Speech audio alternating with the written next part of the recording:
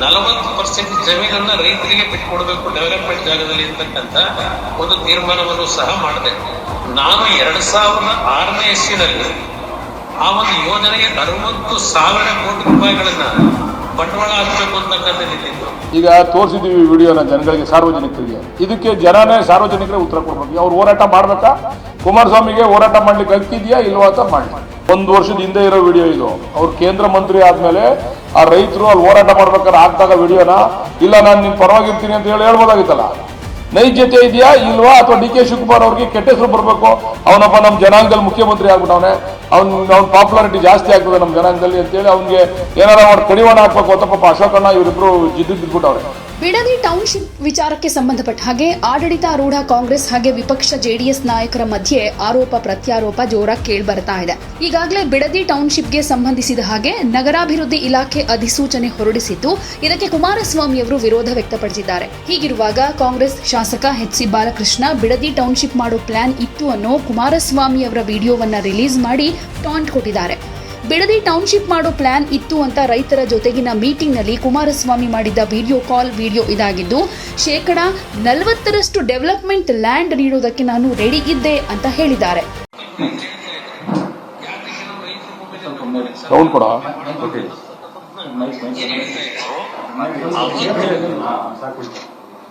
ಯಾವೊಂದು ಬೆಂಗಳೂರಿನ ಸಮೀಪದಲ್ಲಿದ್ದಂತ ಬಿಡದಿ ಅವತ್ತು ದೊಡ್ಡ ಮಟ್ಟದಲ್ಲಿ ಬೆಳೀತಾ ಇತ್ತು. ಆ ಹಿನ್ನೆಲೆಯಲ್ಲಿ ನನ್ನ ರೈತರಿಗೆ ಕನ್ವಿನ್ಸ್ ಮಾಡಿ ನನ್ನ ಹೆಣ್ಮಕ್ಳು ಹೇಳಿದಾಗ, ನಾವು ನೀವು ದುಡ್ಡು ಕೊಡ್ಬೋದು, ದುಡ್ಡನ್ನ ನಮ್ಮ ಮಕ್ಕಳು ಮತ್ತೆ ಹಾಳು ಮಾಡ್ಕೊಂಡ್ರೆ ನಾವೆಲ್ಲ ಹೋಗ್ಬೇಕು ಅಂತ. ನಾನು ಆ ಒಂದು ಹಿನ್ನೆಲೆಯಲ್ಲಿ ರೈತರಿಗೆ ಯಾವ ಒಂದು ಡೆವಲಪ್ಮೆಂಟ್ ಆದ್ಮೇಲೆ 40% ಜಮೀನನ್ನ ರೈತರಿಗೆ ಬಿಟ್ಕೊಡ್ಬೇಕು ಡೆವಲಪ್ಮೆಂಟ್ ಜಾಗದಲ್ಲಿ ಅಂತಕ್ಕಂಥ ಒಂದು ತೀರ್ಮಾನವನ್ನು ಸಹ ಮಾಡಿದೆ. ಇದು ನಾನು ಮಾಡಿದಂತ ರೈತರ ಭೂಮಿನ 40% ಉಳಿಸ್ಕೊಡ್ಬೇಕು ಡೆವಲಪ್ಮೆಂಟ್ ಆದ್ಮೇಲೆ ಅದ್ರ ವ್ಯಾಲ್ಯೂ ಜಾಸ್ತಿ ಆಗ್ತಿತ್ತು. ಈ ರೀತಿಯ ಕಾರ್ಯಕ್ರಮ ತರಲಿಕ್ಕೆ ನಾನು ಹೊರಟಿದ್ದು. ಅದಷ್ಟೇ ಅಲ್ಲ, ನಾನು 2006ನೇ ಇಸ್ವಿನಲ್ಲಿ ಆ ಒಂದು ಯೋಜನೆಗೆ 60,000 ಕೋಟಿ ರೂಪಾಯಿಗಳನ್ನ ಬಂಡವಾಳ ಹಾಕಬೇಕು ಅಂತಕ್ಕಂಥದ್ದಿತ್ತು. ಅದರಿಂದ ನಿಮ್ಗೆಲ್ಲರಿಗೂ ಆರ್ಥಿಕವಾಗಿ ನೀವು ಮೇಲೆ ಬರಬೇಕು ಅಂತಕ್ಕಂಥದ್ದು ನನ್ನಲ್ಲಿ ಆಸೆ ಇಟ್ಕೊಂಡಿತ್ತು.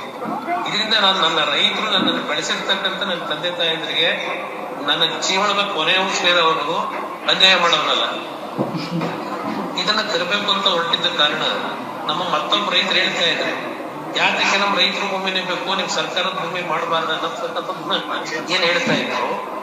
ಅವತ್ತು ಯಾವೊಂದು ಬೆಂಗಳೂರಿನ ಸಮೀಪದಲ್ಲಿದ್ದಂತ ಬಿಡದಿ ಅವತ್ತು ದೊಡ್ಡ ಮಟ್ಟದಲ್ಲಿ ಬೆಳೀತಾ ಇತ್ತು. ಆ ಹಿನ್ನೆಲೆಯಲ್ಲಿ ನನ್ನ ರೈತರಿಗೆ ಕನ್ವಿನ್ಸ್ ಮಾಡಿ ನನ್ನ ಹೆಣ್ಮಕ್ಳು ಹೇಳಿದಾಗ, ಇದೇನು ಸ್ವಾಮಿ, ಏನು ಹೇಳಿ ಸ್ವಾಮಿ, ನೀವೇ ಹೇಳಿ.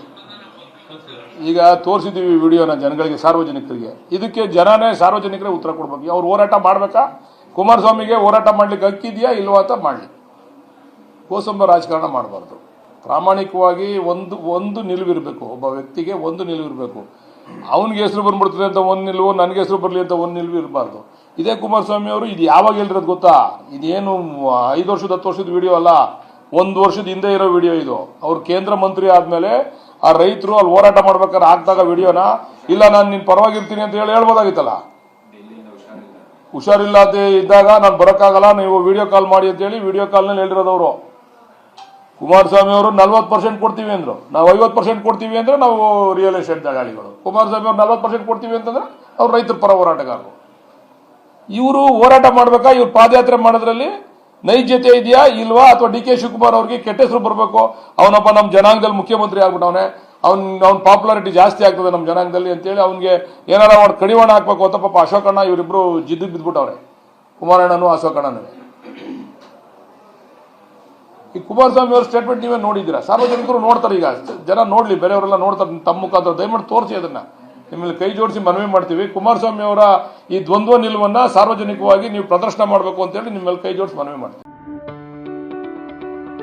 ಯಾವುದೇ ಸುದ್ದಿಯ ಅಪ್ಡೇಟ್ ಅನ್ನ ಮಿಸ್ ಮಾಡ್ಕೊಳ್ಬಾರ್ದು ಅಂದ್ರೆ ಈಗ್ಲೇ ಒನ್ ಇಂಡಿಯಾವನ್ನ ಸಬ್ಸ್ಕ್ರೈಬ್ ಮಾಡಿ. ನಿಮಗೆ ಬೇಕಾದ ಭಾಷೆಯಲ್ಲಿ ಎಲ್ಲಾ ಸುದ್ದಿ ತಿಳಿಬೇಕು ಅಂದ್ರೆ ಒನ್ ಇಂಡಿಯಾ ಆಪ್ ಅನ್ನ ಡೌನ್ಲೋಡ್ ಮಾಡ್ಕೊಳ್ಳಿ.